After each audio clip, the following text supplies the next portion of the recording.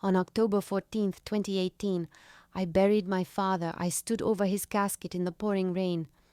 I cried until my chest hurt. I told him I forgave him for losing all our money. I told him I hoped he was finally at peace. But I was crying over an empty box, because while I was picking out flowers for his funeral, my father was picking out furniture for his new mansion in California. He wasn't dead. He was just tired of his old life. So he stole ours instead. My name is Sarah Miller. And this isn't just a story about financial fraud. It's about how I hunted down the man who killed my family without firing a single bullet. But to understand the revenge, you have to understand the lie. The 25-year-long lie that started with a smile and ended with a crime scene. They say the truth sets you free, but in my experience, the truth is more like a demolition ball. It doesn't just open a door. It destroys the entire building, crushing everyone inside. For 25 years, I lived inside a golden cage. I didn't know the bars were made of stolen money. I didn't know the hand feeding me was also stealing food from starving people. My father, Robert Miller, had a gift. It wasn't math. It wasn't investing. It was people. He could walk into a room full of angry investors and walk out with a check for $1 million in their gratitude. He made people feel chosen. I remember my 16th birthday, a lavish party in our Hamptons estate. There were fireworks, a live band. I felt like a princess. My Uncle Ben, my mom's brother, pulled me aside. He looked tired. His suit was frayed at the edges. "Sarah," he said, handing me a small envelope. "This is all I could do. The market's been tough." Inside was a $100 bill. Later that night, I saw my father holding court in the library, smoking a cigar with Uncle Ben. "Trust the process, Ben," my father said, his voice smooth like velvet. "Mortgage the house. Put it into the trust. I'll turn it into a retirement villa in Tuscany within 3 years." I saw Ben hesitate. Then I saw him nod. He signed the papers right there on the mahogany desk. That night my father wasn't investing Ben's money. He was using it to pay for my fireworks. He was burning his own brother's safety net to light up the sky for a few minutes of vanity. That was the mechanism. The Miller Family Trust. It was an exclusive club. Only family and close friends allowed. He promised guaranteed returns of 15% annually. In the financial world, that number is impossible, but in the family world, it was just Robert being a genius. The illusion held for 2 decades, but looking back, the signs were there. When I was in law school, my cousin Mike, Ben's son, got sick. Leukemia. It was aggressive. They needed experimental treatment and insurance wouldn't cover it. It was going to cost $200,000. I remember the family meeting. Everyone looked at Dad. He was the patriarch, the savior. "Robert," my aunt cried, clutching his hand, "we need to withdraw from the trust. Just the principal amount, please." I watched my father's face. For a split second, so fast you'd miss it. I saw panic, not sadness. Panic. Then the mask slid back on.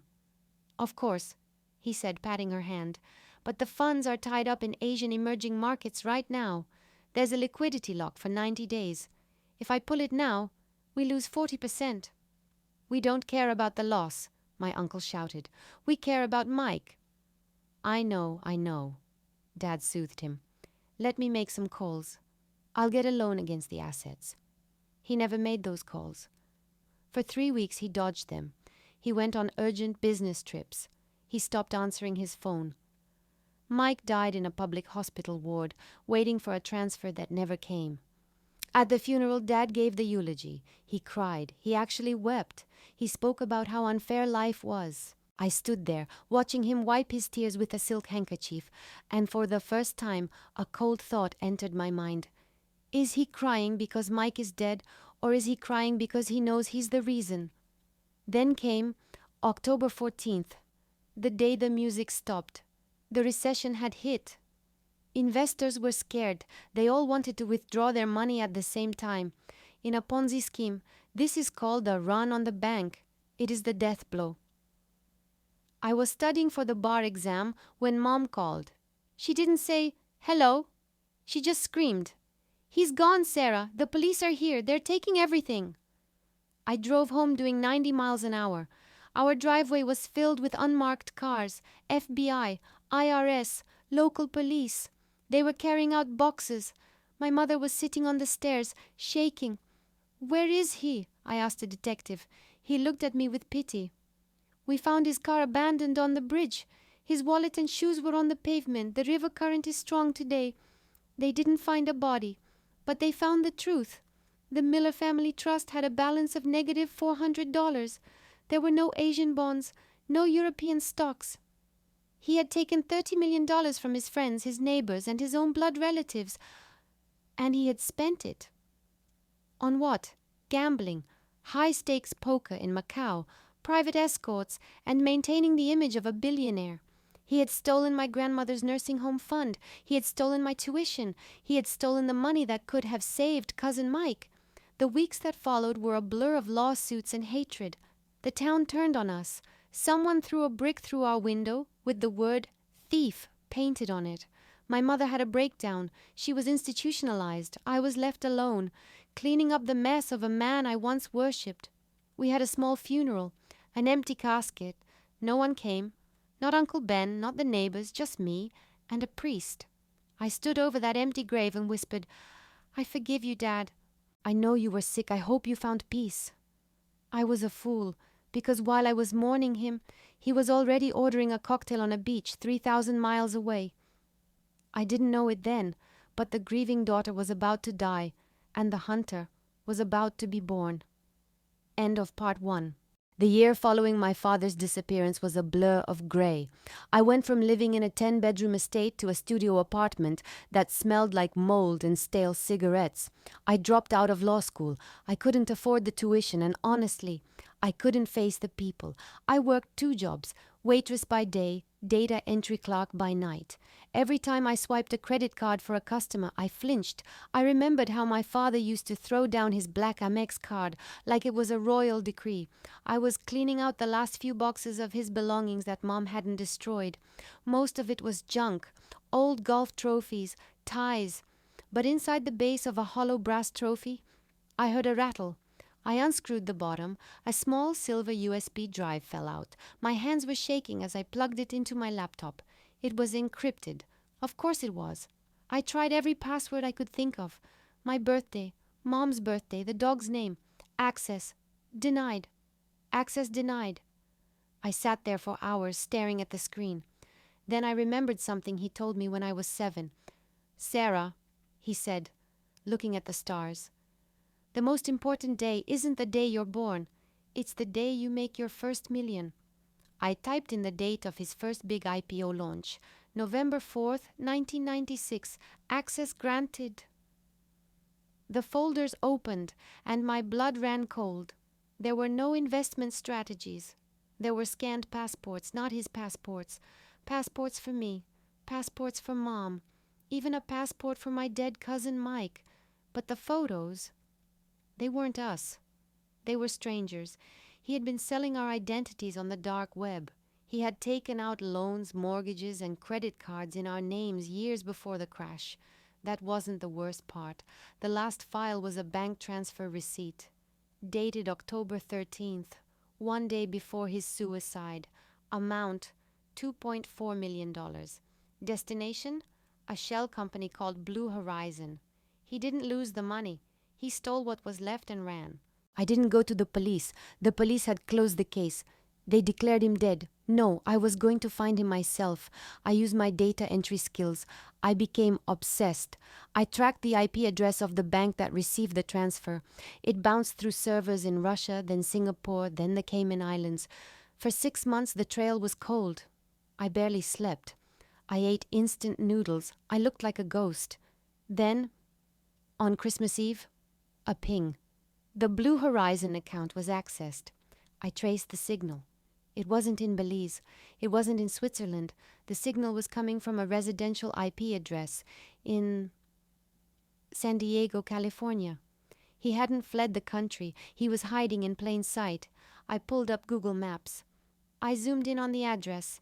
It was a mansion, ocean view, palm trees, and parked in the driveway was a vintage Porsche, the same model he used to drive when I was a kid. I packed a bag. I bought a one-way bus ticket to California. It took 3 days to get there. I didn't bring a weapon. I brought something much more dangerous. I brought the truth. I found him living in a gated community in La Jolla. I waited outside the gate for hours. Finally, the Porsche drove out. I followed him in my rental car. He drove to a private school. I watched from a distance as he got out of the car. He looked different. He had lost weight. He had dyed his silver hair blonde. He grew a beard, but it was him. The way he walked. That arrogant, confident stride. Then, the passenger door opened. A woman stepped out. Young, beautiful, maybe my age. And from the back seat, a little boy jumped out, maybe 5 years old. My father picked the boy up and spun him around. The boy laughed. My father kissed the woman on the cheek. He had a new family. He had replaced us. He let my cousin die. He let my mother go insane. He left me to rot in poverty. Also, he could build a new paradise for them with our money. I felt something break inside me. The sadness was gone. The daughter was dead. The hunter was awake. I did some digging. He was going by the name Arthur Vance. And the irony? You won't believe it. He was working as a life coach, teaching people how to achieve financial freedom. He was holding a seminar that weekend, $5,000 a ticket. I drained my last savings account. I bought a ticket to the front row. End of part 2. The seminar was held in a ballroom at the Ritz-Carlton, crystal chandeliers, velvet seats, 500 desperate people all hoping Arthur Vance would teach them how to get rich. I walked in wearing a black wig and dark sunglasses. I sat in the front row, right in the center. The lights dimmed. High-energy music started playing. "Please welcome," the announcer boomed, "the visionary, the genius, Arthur Vance." The crowd cheered. They gave him a standing ovation. He ran onto the stage, clapping his hands. He looked so alive, so happy. He grabbed the microphone. "Failure is not an option," he shouted. "Integrity is your currency. If you want to be rich, you have to be honest with yourself." I felt bile rise in my throat. He spoke for an hour. He told stories about his struggles. He lied with every breath. Then came the Q&A session. "Does anyone have a question?" he asked, scanning the room. I raised my hand. "Yes, the lady in the front." He pointed at me. "Someone bring her a mic." I stood up. My heart was hammering against my ribs like a trapped bird. I took the microphone. "Arthur," I said. My voice was steady, cold. "You talk a lot about integrity. You say it's currency." He smiled, confused. "Yes, absolutely." I reached up and took off my sunglasses. Then I pulled off the wig. My blonde hair fell around my shoulders. I looked exactly like my mother did 20 years ago. I saw the color drain from his face. His smile froze. His eyes went wide. He looked like he had seen a ghost, because to him, I was a ghost. "Hello, Dad," I said. The room went dead silent. You could hear a pin drop. "Sarah?" he whispered. The microphone picked it up. His hands started shaking. "Tell me, Dad," I continued, walking toward the stage, "how much currency did you get for Cousin Mike's life? How much did you get for Grandma's retirement fund?" He stepped back. "Security," he croaked. "Security, remove this woman." "No," I shouted, turning to the audience. "Look at the screen." I pointed a remote I had hacked into the presentation system. Instead of his motivational quotes, the giant screen behind him filled with documents. The death certificate of Robert Miller, the fake passports, the bank transfers to Blue Horizon, the photos of his old life. "Ladies and gentlemen," I announced, "Arthur Vance doesn't exist. This man is Robert Miller. He is a fugitive. He stole $30 million from his own family and faked his death." The crowd gasped. Phones came out. Everyone was recording. My father, no, the monster tried to run. He actually tried to sprint toward the emergency exit, but the doors burst open before he could get there. I hadn't just come to the seminar. I had sent the files to the FBI 2 hours ago. Agents swarmed the room. Robert Miller, FBI, get on the ground. I watched as they tackled him. The life coach was face down on the carpet, handcuffed like a common criminal. As they dragged him away, he looked at me. His eyes were pleading. "Sarah," he cried out, "the money. I have some left. I can give it to you. We can fix this."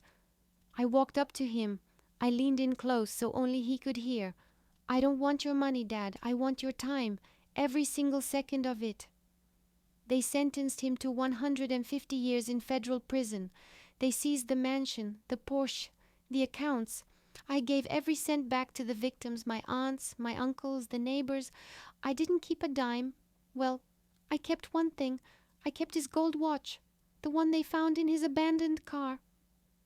I look at it sometimes, not because I miss him, but to remind myself of the lesson he actually taught me. Time is the only thing you can't steal, and it's the one thing you can never buy back. End of story.